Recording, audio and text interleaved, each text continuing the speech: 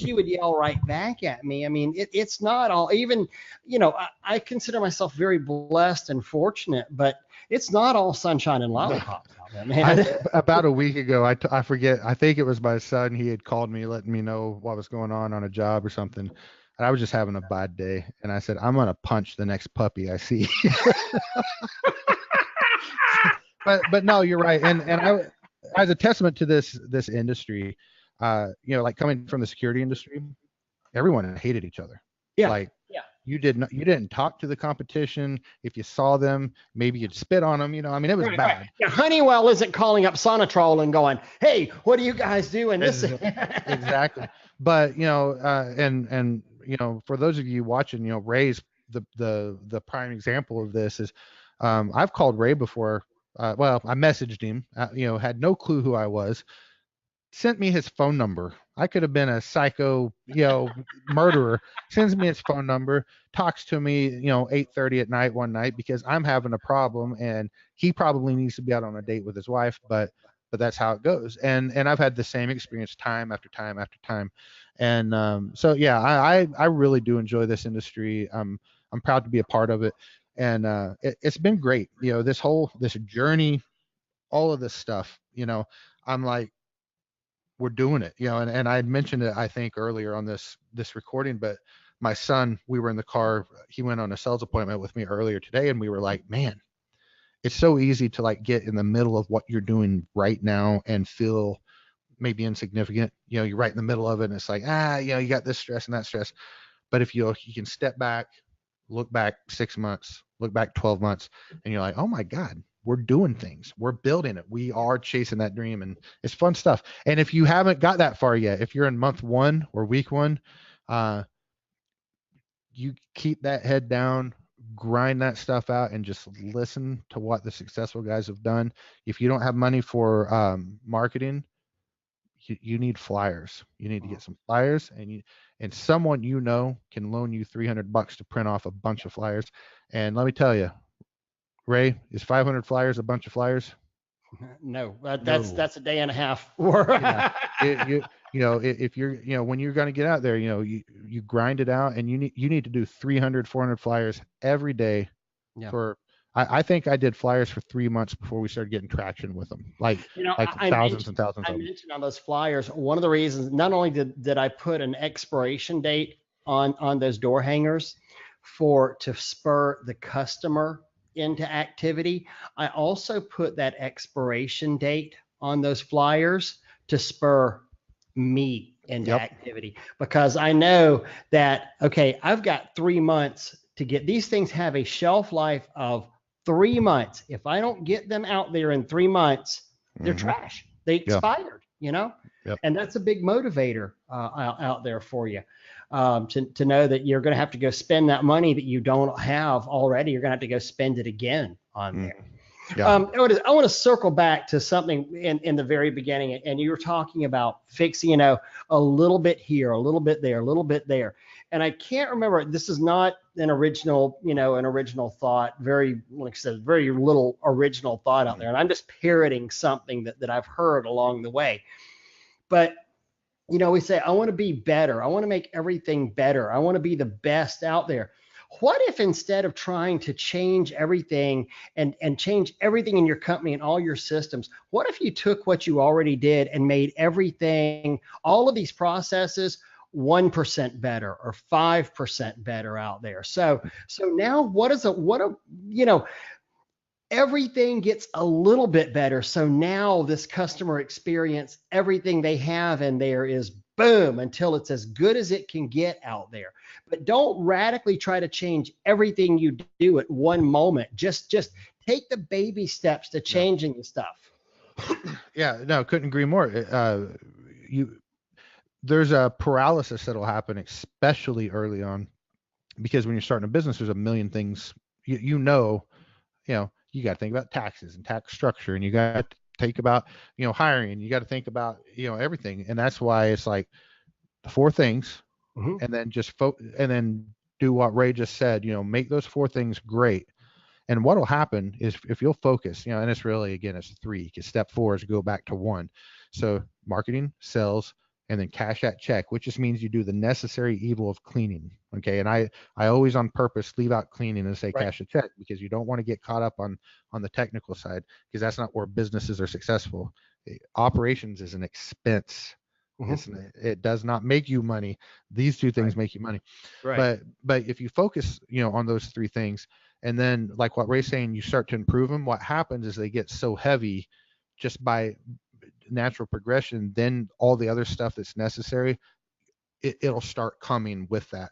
But if you start focusing on all those other things, the part that really supports your business won't happen. Does that make sense? Absolutely. Absolutely. Yeah. It becomes insurmountable. You can't change everything at one time, or you can't, I used to do it X way, and as of today, I'm not going to do it X way. I'm going to go do it Y way instead, I think is where you're getting at on there. And that's very tough to do a complete change up on stuff. But just change a little bit every day at doing it, man. Just a little bit different, a little bit different, And just have the mentality. You're not a pressure washing company. You're a sales and marketing company. You just happen to sell bleach and water to people, and you're going to sell yourselves into an operation. I say it all the time. I'm a service company that happens to pressure wash. Yep. Couldn't agree more. The best lawn care companies are service companies that happen to cut grass. Now, Ray, do you do I know you're primarily commercial, right? Like, what's your ratio on? No, I'm really. People think I'm primarily. Hey, buddy, I'm doing the interview in here. No. Oh, sorry. No, people think of me as large scale commercial, and part of the reason for this is because the only time I ever see my residential customers. But I have two trucks that go out. At least one is doing residential every day, 2 to 3 houses. Sometimes the other truck's doing residential as well too. But people see me online posting pictures of these commercial properties that I'm doing, so they think, oh, well, he just does commercial stuff. Well, truth is, the only time I ever even see my residential customers is whenever I'm there walking around the house, shaking their hands and giving them a quote. Yeah. I never go back. I never go back. Unless there's a problem. Exactly. And hey, guess what? There's usually not a problem. Very rarely is there ever a problem.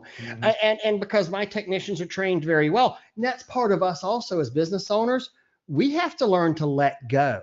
I mean, Everett Abrams and I had this great talk, we were talking about, I was like, God, you let employees get out there and it's like, I was like, you let employees get out there and stain, and so many washers or painters, I couldn't let my employees do that. They would just screw stuff up. You have to train your guys. You have to have the faith in them to let them fail or let them succeed.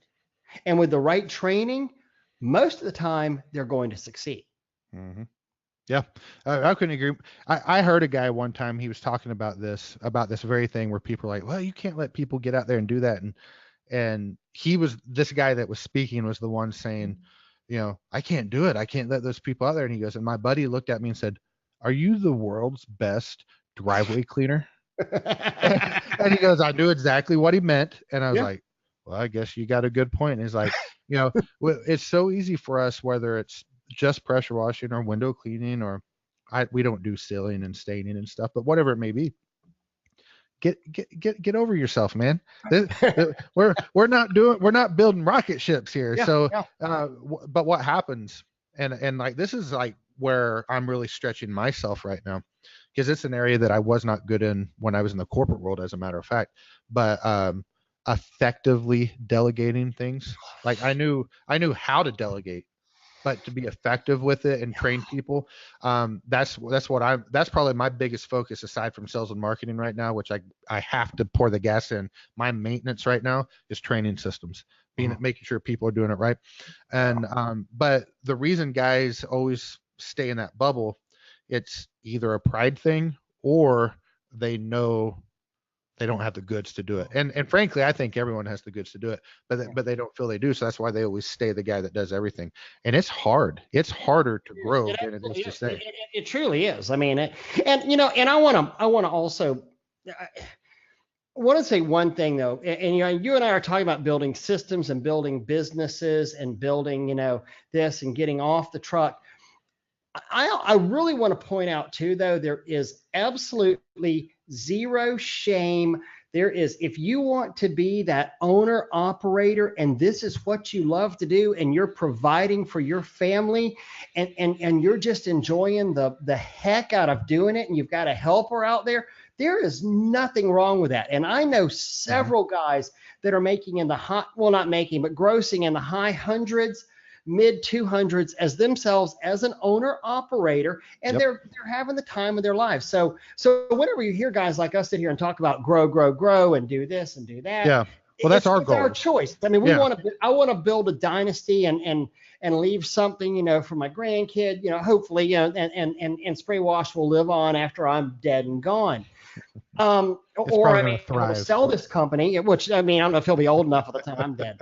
Uh, Close. But or sell my company out to another service business or something. Yeah. I mean, and hopefully build a tangible Yeah. asset. But that might not be for everybody. No, it's And true.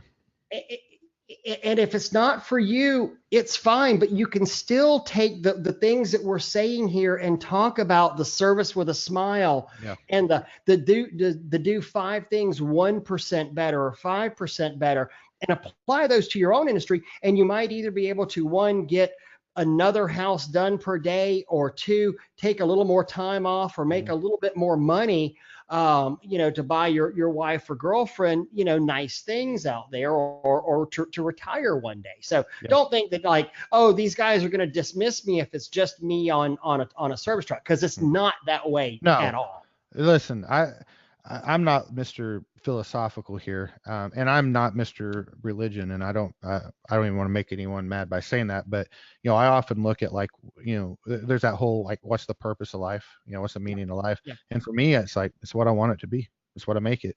And if you want to be the guy on the truck, bro, you need to be the guy on the truck.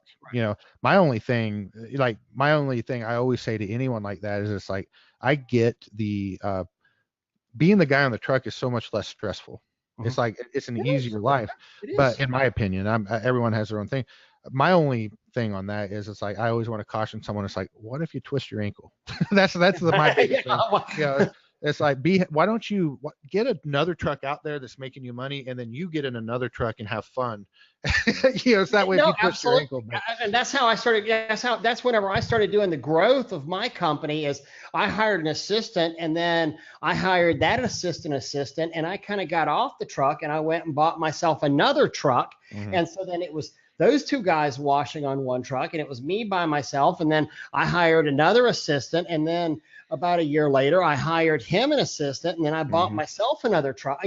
So we've grown in that respect. Haven't just gone out there and said, yeah, okay, I'm making a big pressure washing company. I'm going to go buy, well, I yep, guess we're 5 trucks now, but we're not. It's not how we're going to do it. We're gonna organically kind of grow into this and fill the needs. And mhm, I can always tell it's time to expand whenever I'm consistently losing business because I'm too booked with the yeah, trucks that we have and technicians that we have yep. and I'm consistently losing it.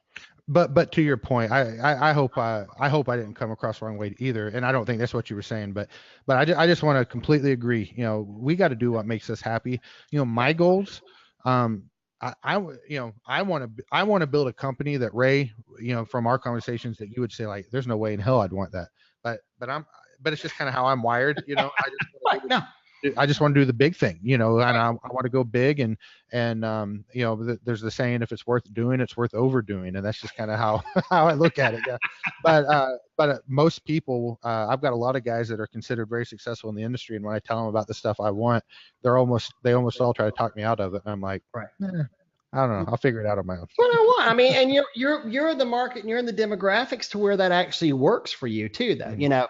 Yeah. It's I guess a caution that I would have to guy in Hogs Knuckle, Arkansas.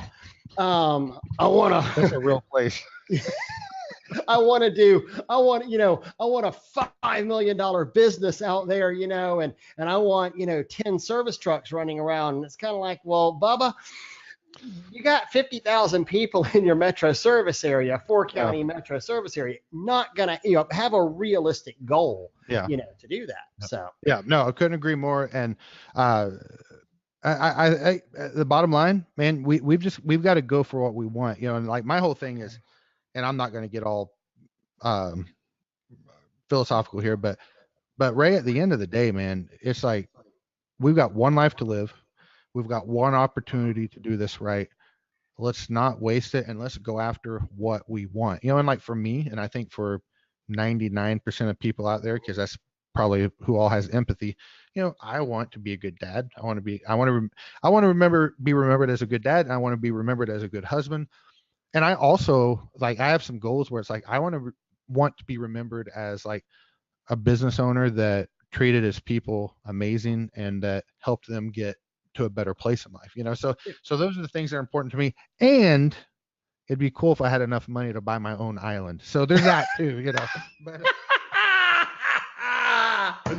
Bobby Walker, that was absolutely awesome. I love it. You know what? I think that is how can you go on past the island comment? I think that's probably a good place for us to wrap it right there. works for me. Works for Oh me. man. Well, Ray, hey, let thank me you so stop much, man. and appreciate it. So, Journey of a New Entrepreneur. It's not a blog. It is a YouTube channel. And you've got your podcast out there too. Yeah. And hey, anybody out there, in the Orlando area needing some quality pressure washing and window cleaning, call YouTube. There it is. All right, let me stop this recording. I'll be right back with you. Okay, brother? Alrighty.